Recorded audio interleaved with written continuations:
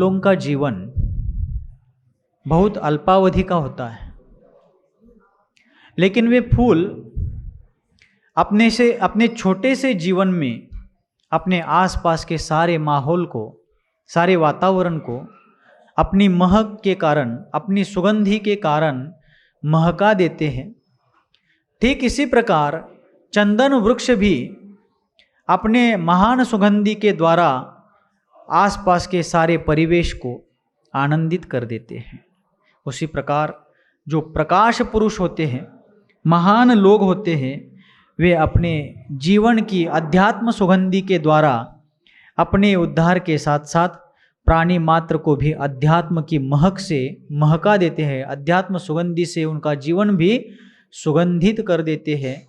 पूजनीय चारित्र चक्रवर्ती आचार्य देव श्री शांति सागर जी महाराज के जीवन चरित्र के बारे में विचार करते हुए पिछले सत्र में अपन देख रहे थे कि गृहस्थ दशा में रहते हुए भी अपने जीवन में वैराग्य की साधना करने वाले, संसार के दुखों से भयभीत हो चुके ऐसे उन महात्मा ने अपने जीवन में किसी के भी ऊपर कभी भी अन्याय नहीं किया।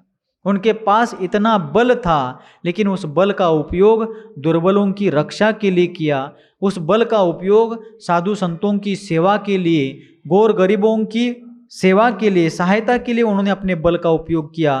क्योंकि बड़े लोग अपने बल का सदुपयोग करने में ही बल की सार्थकता मानते हैं। बल का सदुपयोग कब है?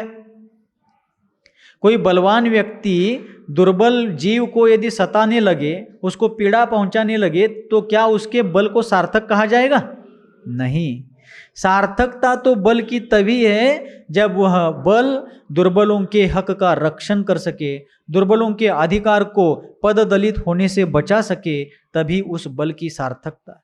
इसी प्रकार सात गौंडा भीम गौंडा पाटिल अर्थात अपने चारित्र नायक आचार्य देव शांति सागर जी महाराज गृहस्थ आश्रम में इस प्रकार का न्याय प्रिय जीवन जीते थे। एक जगह पर नीतिकारों ने कहा है कि अन्याय से, देर से मिला हुआ न्याय भी अन्याय जैसा ही होता है। क्या कहा है? उशिरा मिळालेला न्याय सुद्धा अन्याया समान आहे।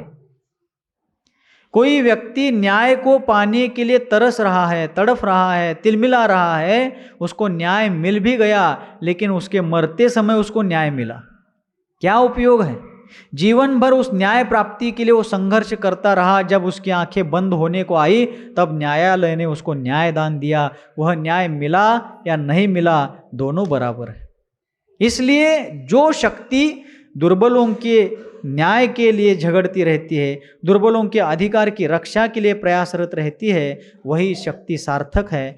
और सात गौंडा भीम गौंडा पाटिल जी ने अपनी शक्ति का उपयोग सदैव ऐसे दीनहीनों की रक्षा के लिए, धर्म की रक्षा के लिए उन्होंने उस चीज का उपयोग किया।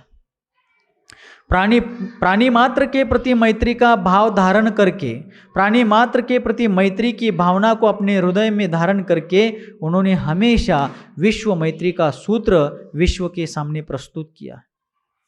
आज दिनांक 4 अगस्त 2024 को आज बहुत से लोगों ने फ्रेंडशिप डे मनाया है, क्या नहीं? आज पाठशाला में आने वाले बहुत से बच्चे हाथ में वो धागे बांध के आए थे फ्रेंडशिप डे का। हमें भी क्या पता, उनके हाथ को देख करके पता चला, लेकिन हाथ में धागे बांध करके, वो पट्टी बांध करके फ्रेंडशिप डे यदि सार्थक हो पाता, सफल हो पाता, तो दुनिया में खुशहाली आनी चाहिए थी, सारे विश्व में आनंद दिखना चाहिए था। लेकिन मित्र वही होता है जो अपने जैसा सभी को मान करके सभी के उन्नति की भावना रखता हो। मैत्री भाव जगत में मेरा सब जीवों से नित्य रहे। किसी विशिष्ट व्यक्ति के बारे में, किसी विशिष्ट वर्ग के बारे में मैत्री भाव रखने के बजाय जो कोई दिखता है वो मेरा मित्र ही है। एक जगह किसी विचारक ने कहा है, यदि आपका मन पवित्र है तो हर एक के चेहरे पर आपका चित्र है। क्या कहा? यदि आपका मन पवित्र है तो हर एक के चेहरे पर आपका चित्र दिखाई देता है। दुनिया में कहीं भी आप चले जाओ, जो कोई मिलता है वो आपका मित्र दिखाई देता है। इसलिए मैत्री की भावना तो अपने साथ साथ अपने जैसे सभी जीवों के उन्नति की भावना में ही छिपी हुई है। तो सातगोंडा का जीवन ऐसा था। कल परसों या 2-4 दिन में आपको बताया था कि एक बैल जब खेत में काम करते समय बीमार हो गया, दुर्बल हो गया, नीचे बैठ गया, तो उसके ऊपर का जोखड़ निकाल करके उन्होंने अपने कंधे से जोत करके वो हल चलाया था और उस बैल की सेवा की थी। ऐसा यह व्यक्ति। और रुद्राप्पा नाम का उनका, रुद्राप्पा बुर्जे, कौन उनका मित्र? लिंगायत समाज का रुद्राप्पा बुर्जे नाम का उनका मित्र जब प्लेग के बीमारी के कारण मृत्युमुखी पड़ा, तब अंततो गत्वा उस समय सातगोंडा ने वहां बैठ करके अरहंत सिद्ध का पाठ सुनाया था, भेद विज्ञान का उपदेश दिया था, तत्व का अमृत पान उसको कराया था। और लिंगायत समाज का होकर भी वह मित्र अरहंत सिद्ध का उच्चारण करते हुए स्वर्ग की सीढ़ियों को चढ़ गया। मैत्री तो यही है। फ्रेंडशिप डे सिर्फ मनाने से मैत्री नहीं कहलाएगी। तो आज अपन विचार कर रहे हैं कि सातगोंडा किस प्रकार जीवन जीते थे। उम्र की 32वें साल, कौन से साल? जब उनकी साल 32 वर्ष की उम्र की थी, उस समय उन्होंने तीर्थ यात्रा करी थी और सम्मेद शिखर जी, चंपापुर, पावापुर इत्यादि तीर्थ क्षेत्रों की यात्रा करते हुए, राजगृह आदि तीर्थ क्षेत्रों की वंदना करते हुए वे वापस लौट आए थे। लेकिन रोज के स्वाध्याय के कारण घर में, दुकान में, खेत में, जहाँ भी उनको समय मिले, अवसर मिले, वे प्रयत्न पूर्वक आचार्य गुणभद्र जी महाराज का महानतम ग्रंथ आत्मानुशासन परमागम का स्वाध्याय करते थे। कलिकाल सर्वज्ञ भगवान कुंद देव के समय सार आदि ग्रंथों का अध्ययन करते थे और इन आध्यात्मिक ग्रंथों के कारण उनका वैराग्य उत्तर उत्तर वृद्धिंगत होता जा रहा था। और जब वे शिखर जी से लौटने लगे तो अत्यंत अल्प उम्र में उन्होंने तेल, घी, नमक इत्यादि का त्याग करके, मिष्टान्न पदार्थों का त्याग करके, चटाई पर सोने का नियम लेते हुए गद्दे का त्याग करके, पैरों में जूते चप्पल पहनने का त्याग करके व्रत संयम की ओर अपने कदम बढ़ाए। और आगे बढ़ते बढ़ते गांव में आकर के भी उन्होंने अपने माता पिता से पुनः पुनः निवेदन किया। तो आपको पीछे बताया था एक बार कि उनके माता पिता ने कहा था कि जब तक हम जीवित हैं आप दीक्षा नहीं लोगे।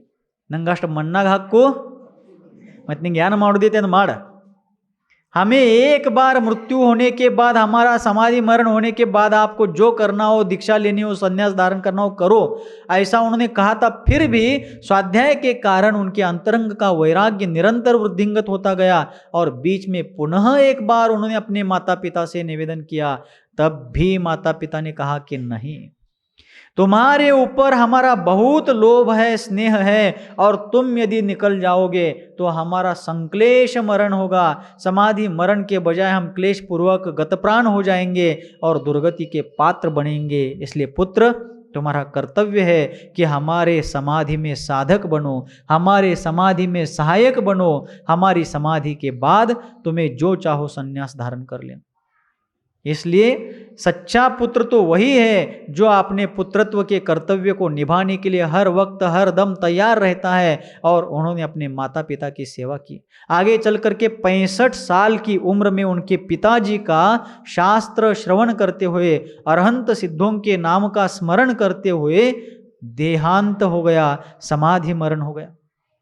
क्योंकि उनके पिता बहुत सालों से एकाशन का व्रत करते थे, दिन में एक ही बार भोजन करते थे। उनके घर में खाने पीने को कुछ नहीं था, इसलिए वो एक बार भोजन करते थे, ऐसा नहीं था। वो गांव के मुखिया थे। भोज जो ग्राम है उस गांव के वो मुखिया थे, लेकिन उनके भीतर भी बहुत भद्रता थी। ऐसे महापुरुष को, इस कली काल में धर्म के दीपस्तंभ को प्रज्वलित करने वाले महापुरुष को जन्म देने वाले उस असाधारण महापुरुष के पिता भी वैसे ही भद्र परिणामी थे। उन्होंने भी अपने जीवन में अणुव्रतों का अनुष्ठान किया। उन्होंने भी अपने जीवन में एकाशन की साधना बहुत सालों तक की, समाधि का अभ्यास किया और अंत में 65 साल की उम्र में समाधि साधी। फिर आगे चल करके 1911 ईस्वी सन में, कब? ईस्वी सन 1911 में सातगोंडा की माँ जो वास्तविक सत्यार्थ जीवन पथगामिनी थी, ऐसी सत्यवती माता ने एक आरिका की तरह घर में रह करके भी आरिका की तरह सात्विक जीवन जीते हुए सन 1911 में भगवान जिनेंद्र देव का स्मरण करते हुए, शास्त्र का श्रवण करते हुए अपने प्राणों का त्याग समाधि पूर्वक किया। कब किया? ईस्वी सन 1911 में। और उसके 3 साल बाद 1914 को सातगोंडा ने अपने साथियों के साथ श्रवण बेलगोला की यात्रा करी। उस यात्रा में जाकर के विश्व विख्यात देव पूजित, स्वर्ग के देवों के द्वारा पूजनीय उन गोमटेश्वर की प्रतिमा का दर्शन करके वे गदगद हो गए। श्रमण संस्कृति की आधारशिला जैसे दिखने वाली उस प्रतिमा को देख करके, उन कामदेव होकर के भी काम विजेता बाहुबली को देख करके उनके भीतर का वैराग्य और वृद्धिंगत होता है और संयम धारण करने के लिए वो लालायित होते हैं। पुनः पुनः उनके भीतर संसार की निस्सारता का भाव जगने लगता है, संवेग भाव और वैराग्य भाव बढ़ने लगता है। संवेग किसे कहेंगे? संसार दुखात नित्यम भीरुता संवेग।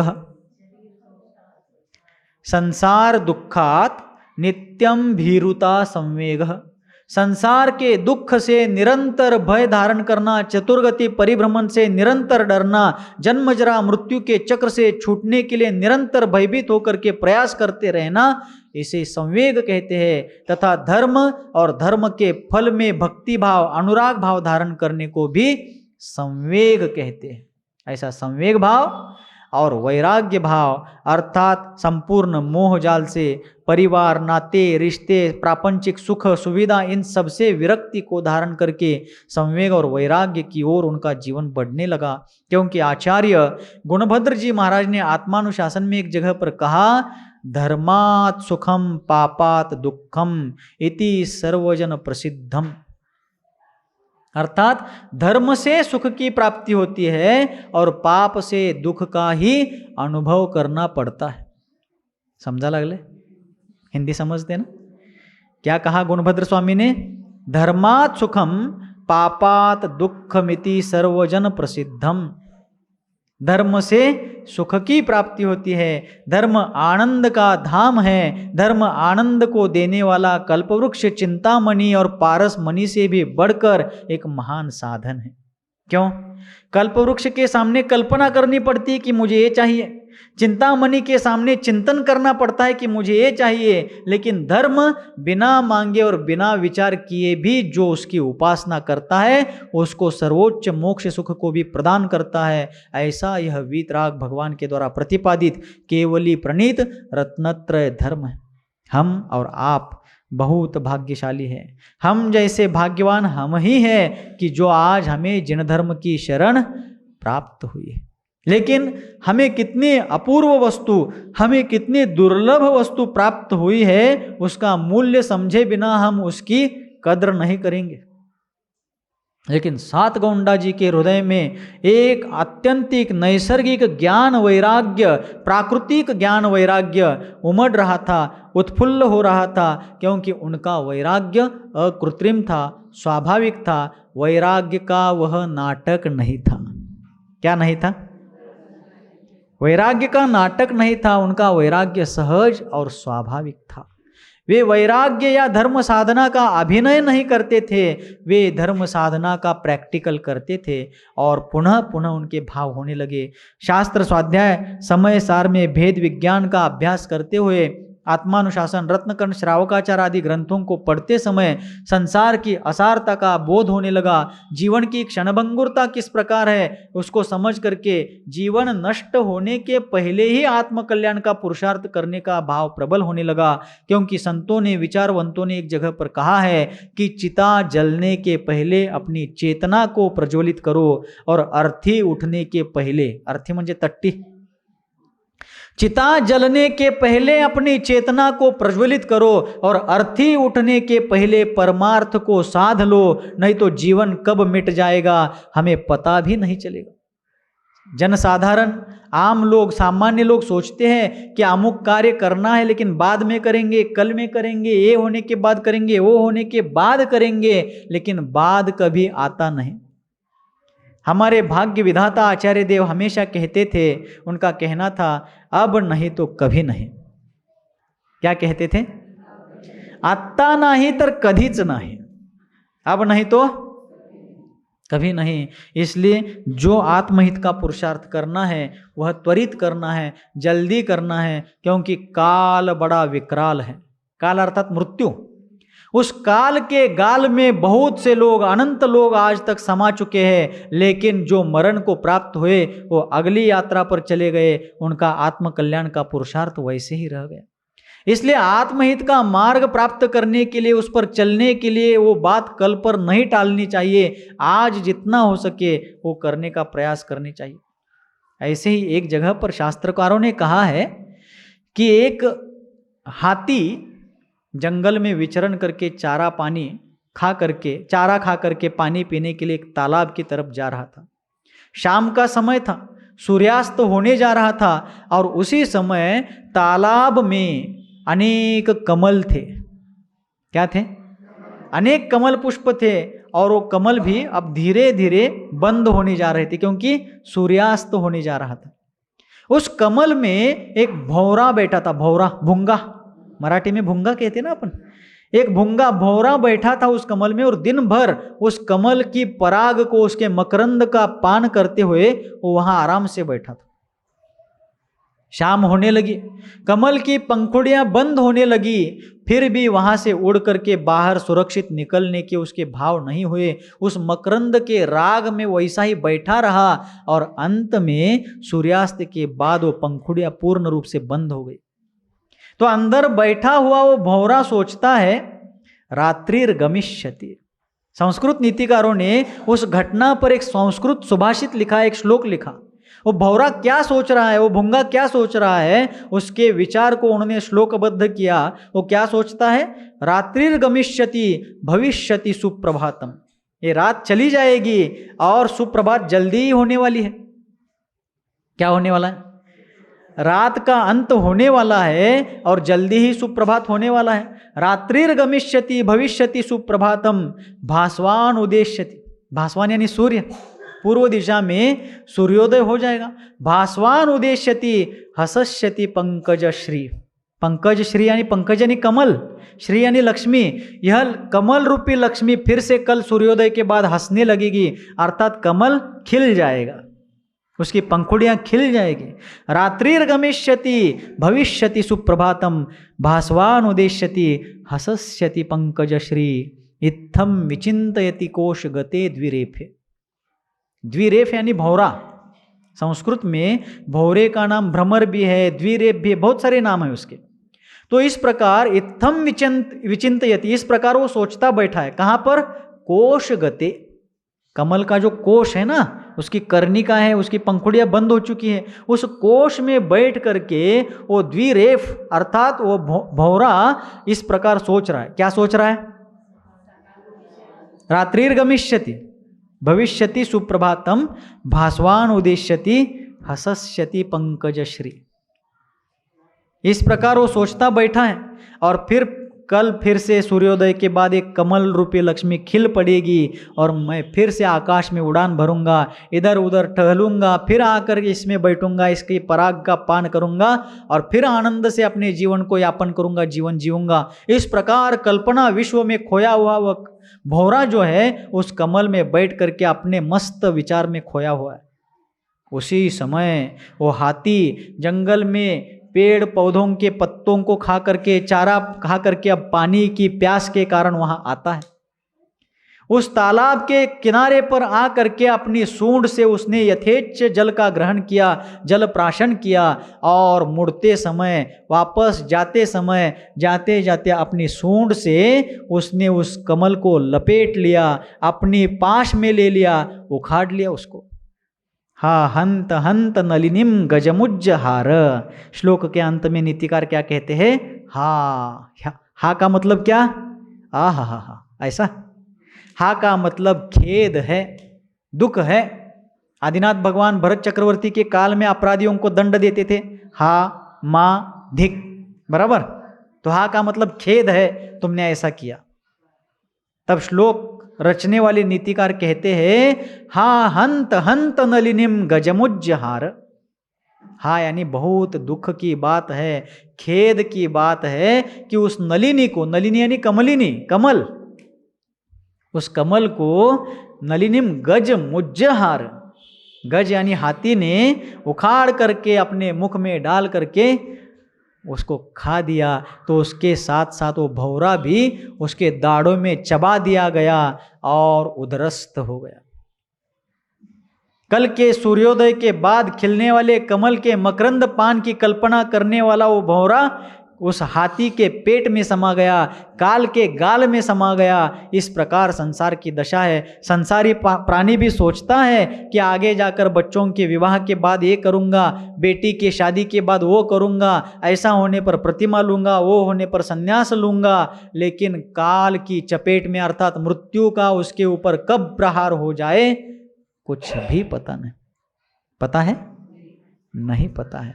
फिर भी हम ऐसे मदमस्त है, कैसे? जैसे वो भौरा था ना, कल करेंगे, परसों करेंगे, ऐसा करेंगे, वैसा करेंगे, लेकिन कल का दिन किसने देखा? आज का दिन खोए क्यों? जिन घड़ियों में हंस सकते हैं उन घड़ियों में रोए क्यों? इसलिए आनंदमय जीवन यदि जीना है तो जिनेंद्र भगवान के द्वारा बताए गए मार्ग का अनुसरण अपनी जितनी शक्ति है, शक्ति से ज़्यादा नहीं करना है, जितनी शक्ति है उतना तो पुरुषार्थ हम सबको करना है, आपको नहीं, हम सबको करना है, उसी में अपने जीवन का उद्धार है। तो इस प्रकार संसार की असारता का, जीवन की क्षणभंगुरता का और कभी भी हो सकने वाले मृत्यु आदि का विचार करके भव भ्रमण से छूटने की तीव्र इच्छा रखने वाले सात गोंडा ने पुनः पुनः दीक्षा की भावना व्यक्त की। अंततोगत्वा 1911 में उनकी माँ जो सत्य पथ की पथिक थी, ऐसे सत्यवती माता का समाधि पूर्वक शास्त्र श्रवण करते हुए, देवशास्त्र गुरु का स्मरण करते हुए समाधि मरण हुआ। और उसके उपरांत 1914 में उन्होंने श्रवण बेलगोला आदि की यात्रा करके, तीर्थ यात्रा, सिद्ध क्षेत्र, अतिशय क्षेत्र, ऐसे क्षेत्रों की वंदना करके, क्योंकि ये सारे तीर्थ क्षेत्र, सिद्ध क्षेत्र, अतिशय क्षेत्र जैन संस्कृति के, श्रमण संस्कृति के स्वर्णिम इतिहास की साक्षी देते हैं। सम्मेद शिखर जी सिद्ध क्षेत्र की यात्रा उन्होंने करी, जहां से अनंतानंत जीव मुक्त हुए, असंख्य तीर्थंकरों ने वहां से मुक्ति को प्राप्त कर लिया है। वह सम्मेद शिखर जी सिद्ध क्षेत्र जो 12 योजन लंबा है। असल में सम्मेद शिखर जी का क्षेत्रफल बहुत बड़ा है और उसका महात्म्य इतना है कि उस सम्मेद शिखर जी के आसपास और उस पर्वतराज पर जो पेड़ पौधे उगते हैं, कौन उगते हैं? जो पेड़ पौधे उगते हैं, वहां पर जन्म लेने वाले पशु पक्षी हो, एकेंद्रिय से पंचेंद्रिय तक कोई भी पशु पक्षी हो, या वहां उस क्षेत्र पर पर्वतराज पर जाने वाले कोई भी मनुष्य हो, भव्य जीव ही वहां पर जाते हैं और भव्य जीव ही वहां जन्म लेते हैं। ऐसा कहा जाता है कि उस पर्वतराज पर जन्म लेने वाले, उगने वाले पेड़ पौधे भी कालांतर में, भविष्य काल में मनुष्य गति धारण करके दिगंबर अवस्था में आ करके रत्नत्रय की साधना करके मुक्ति को प्राप्त करेंगे। ऐसा उस सिद्ध क्षेत्र का महात्म्य है। सम्मेद शिखर जी, एक बार भी श्रद्धा भक्ति पूर्वक यदि कोई जीव उस क्षेत्र की वंदना करता है, वह दुर्गति में नहीं जाता है। कहाँ नहीं जाता है?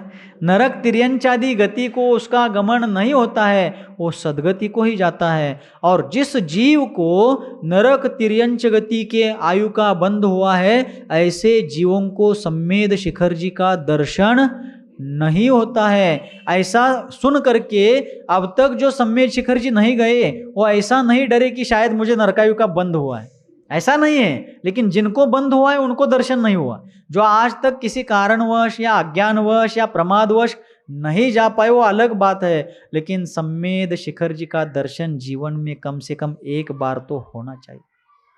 आचार्यों ने कहा है शास्त्र में एक जगह, क्या कहा है? जैसे मराठी नीतिकारों ने, अपने विचारकों ने, बुजुर्गों ने क्या कहा? विहीर काढून बघा, घर बांधून बघा, आणि तिसरा आहे ती लय अवघड आहे,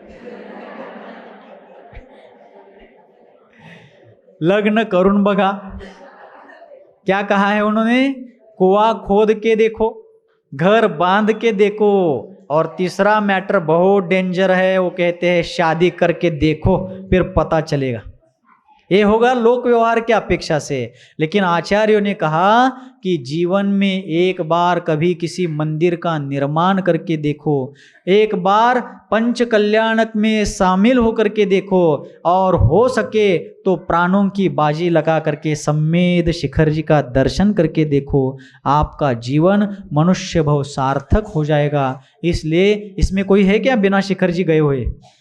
कोई हो छुपे रुस्तम भी तो भी जरूर जाओ, जल्दी जाओ। इस चातुर्मास के बाद आने वाले सर्दी के मौसम में आप लोग अवश्यम भावी सम्मेद शिखर जी की वंदना जरूर कीजिए, अन्यथा भविष्य तो हमें मालूम नहीं है। क्या मालूम है आपको? है उस भौरे की तरह अपन भी सोचते बैठेंगे अगले साल जाएंगे, उसके बाद जाएंगे, इसके बाद जाएंगे, तो पता नहीं कि मरण रूपी मृत्यु रूपी हाथी आकर कब हमारे जीवन रूपी कमल को उखाड़ करके उद्ध्वस्त कर दे, पता नहीं। तो इस प्रकार सातगोंडा जी ने सारी तीर्थ यात्रा करी, और जब वैराग्य बढ़ने लगा तब वो घर में कम रहते थे। अपने रुद्राप्पा आदि मित्र जब तक जीवित थे उनको लेकर के, और एक भीमान्ना गड़दगे नाम के उनके साथी थे जो रोज उनके साथ स्वाध्याय में आते थे, उनके दुकान में, उनके खेत में, या जहाँ जहाँ भी जैसा जैसा अवसर मिले उनके साथ वे लोग स्वाध्याय करते थे, गहन तत्व चिंतन करते थे। रुद्राप्पा लिंगायत समाज का होकर के भी जैन साधुओं के प्रति, जैन शास्त्रों के प्रति, जैन तत्व ज्ञान के प्रति उनके मन में बहुत श्रद्धा थी। फिर वे लोग घर में स्वाध्याय में डिस्टर्ब होने लगा, बाधा आने लगी, या गांव में रह करके स्वाध्याय करते समय और भी कुछ सामाजिक विकल्प, लोगों का आना जाना इत्यादि चीज़ों का विकल्प होने लगा। इसलिए खेतों में जाकर, एकांत स्थलों में जाकर के स्वाध्याय करने लगे, एकांत स्थान में जाकर के ध्यान साधना करने लगे, आत्मचिंतन करने लगे, सामायिक आदि की उपासना करने लगे। और आगे चलकर सातगोंडा जी ने एक संकल्प लिया। उनके भोज ग्राम से 20-25 किलोमीटर की दूरी पर एक सुप्रसिद्ध जैन तीर्थ स्थल है स्तवनिधि, कुगु भरमाप्पा। हम जब डिंडोरी पंचकल्याणक में आचार्य विद्यासागर जी महाराज के चरणों में बैठे थे, तब ऐसे ही इस तरफ की चर्चा चल रही थी उनके साथ। तो हमने कहा, प्रसाद सागर जी महाराज हैं आचार्य श्री के शिष्य, उनके साथ आचार्य श्री भी बैठे थे, तो इधर की चर्चा तीर्थ क्षेत्रों की चली थी। तो मैं एक बात प्रसाद सागर जी महाराज को बता रहा था कि स्तव निधि कहाँ है, क्या है, चर्चा चली थी। तो स्तव निधि कहाँ है विषय निकलते ही आचार्य महाराज बोलने लगे कुगु भरमाप्पा, ये न कूगती कुगप्पा कर्नाटक कन्नड़ भाषा में उन्होंने कहा उस समय। तो सातगोंडा हर अमावस्या को भोज से स्तवनिधि पैदल चलते हुए जाते थे, हर अमावस्या को। और उनकी जो बहन थी, कौन? कृष्णाबाई, कृष्णाक्का, हाँ, वे भी उनके साथ उस पैदल यात्रा में जाती थी। क्यों जाती थी? क्योंकि हमारे बड़े भ्राता सम्मेद शिखर जी की यात्रा से जब से लौटे हैं ना, 32 साल की उम्र से, तब से उनका एकाशन चलता है। 32 साल की उम्र से उन्होंने जीवन पर्यंत के लिए आजीवन एकाशन का व्रत लिया था। आपको क्या बता गए अंत में शांति सागर जी महाराज? बाबानो भ्यो नका, इतना ही बताया। डरो मत, संयम धारण करने से डरो मत, ऐसा उन्होंने उपदेश दिया। एकाशन करो, शाम को भी मत खाओ, ऐसा कहा आपको उन्होंने। दिन भर आपको अनुकूलता अनुसार भोजन करो, लेकिन कम से कम रात में तो मत खाओ। उन्होंने 32 साल की उम्र में रात्रि भोजन तो छोड़ दीजिए, शाम का भोजन भी छोड़ दिया। रात्रि भोजन तो उन्होंने कभी किया नहीं, लेकिन शाम का भोजन, अंथऊ, व्यालू, वासा सब छोड़ दिया। एकाशन करते थे, उसमें भी दूध दही नहीं, घी नहीं, तेल नहीं, नमक नहीं, मिर्च नहीं, मीठा नहीं, कुछ नहीं, ऐसा सादा भोजन करते थे।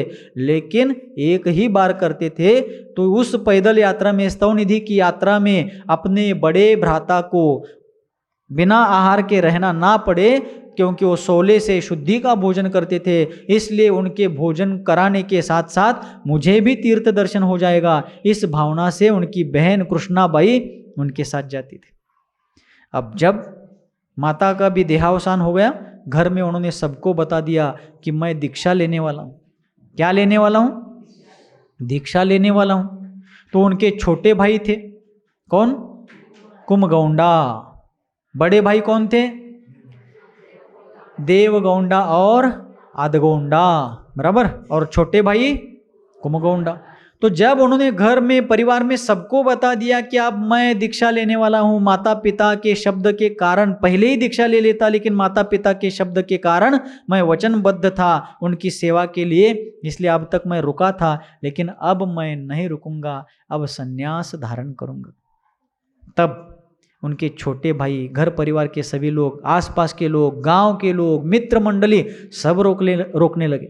लेकिन उन्हें पता था ये रोकते हैं मोह के कारण, स्नेह के कारण, लेकिन इनका स्नेह मेरे दुर्गति का कारण होगा। इनके मोह जाल में, प्रेम पाश में बंधा रहूंगा तो मेरा आत्म कल्याण नहीं होगा। इसलिए उन्होंने सबको तत्व ज्ञान के माध्यम से समझाया, संसार की असारता का बोध कराया। संयोग नियम रूप से वियोगात्मक है, इस बात को उनको समझा दिया। और जब वे और कटिबद्ध हो गए संन्यास धारण करने के लिए, तब आखिरी दांव पेच, आखिरी प्रयास के रूप में उनके छोटे भ्राता कुमगौंडा कहते हैं कि अप्पा, उनको सभी अप्पा कहते थे ना, आप दीक्षा मत लीजिए। आज इस काल में दीक्षा देने वाले और शरण देने वाले सच्चे गुरु नहीं हैं, और सच्चे गुरुओं के अभाव में आप दीक्षा लेंगे कैसे? आपका मार्गदर्शन करेगा कौन? आपकी सहायता करेगा कौन? उसके बजाय आप यहीं पर रहें। हाँ, आपको घर में नहीं रहना है ना, आपकी आत्म साधना में, मोक्ष मार्ग की आराधना में यदि आपको घर परिवार में रहकर बाधा आती है, तो आपको मैं अपने खेतों में, दूर खेतों में, एकांत स्थल में, अत्यंत नंदनवन जैसे अपने खेत है, उन खेतों में एक गुफा बना करके दूंगा। जैसे अपने शालिनी पाटिल माड़ा में थे ना गुफा, वैसे बहुत सी गुफाएं बहुत से गाँवों में पुराने समय की अभी भी है। हमने बहुत जगहों पर देखी है जहाँ पर आचार्य महाराज मुनि जीवन में तपस्या करते थे। तो उनके भाई कहने लगे, अपने नंदनवन जैसे खेत है, उन खेतों में एकांत रमणीक स्थल पर आपको क्या करूंगा, मैं गुफा बना कर दूंगा, आप वहीं पर रहकर अपनी साधना कीजिए। और भिक्षा मांगने के लिए, भिक्षा यानी भिखारी नहीं, भिक्षा वृत्ति, भिक्षुक वृत्ति, तो उस आहारचर्या के लिए आप किसी के भी यहाँ न जाइए, आप अपने घर में आइए, भोजन कीजिए और फिर एकांत स्थल जाइए। ऐसा क्यों कहा उन्होंने? क्योंकि वो पाटिल थे, गांव के मुखिया थे, कहीं ना कहीं उनको भी स्वाभिमान था और उनको लगता था कि हम गांव के मुखिया होकर भी हमारे ज्येष्ठ भ्राता, पिता तुल्य बड़े भाई दूसरों के घर घर जाकर आहार क्यों ग्रहण करें। तब उनको सात गोंडा ने समझाया कि भाई साहब, दूसरों के घर में जाकर आहार हम लाचारी से नहीं करेंगे, हम स्वाभिमान से ग्रहण करेंगे। और आप कह रहे हो ना कि दूसरों के घर आहार करने जाने से हम याचक बन जाएंगे, हम दीन बन जाएंगे।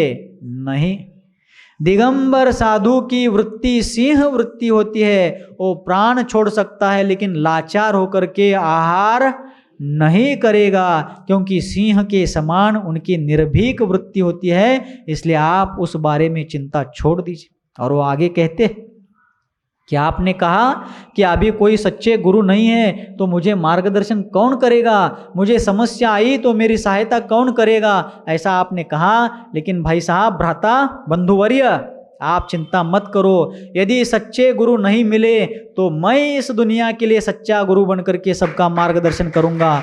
मुझे आधार देने वाला कोई नहीं मिला तो मैं सबका आधार बनूंगा, लेकिन मुझे अब कोई नहीं रोक सकता। मैं दीक्षा ले करके रहूंगा, अपने आत्म कल्याण के मार्ग पर जाऊंगा।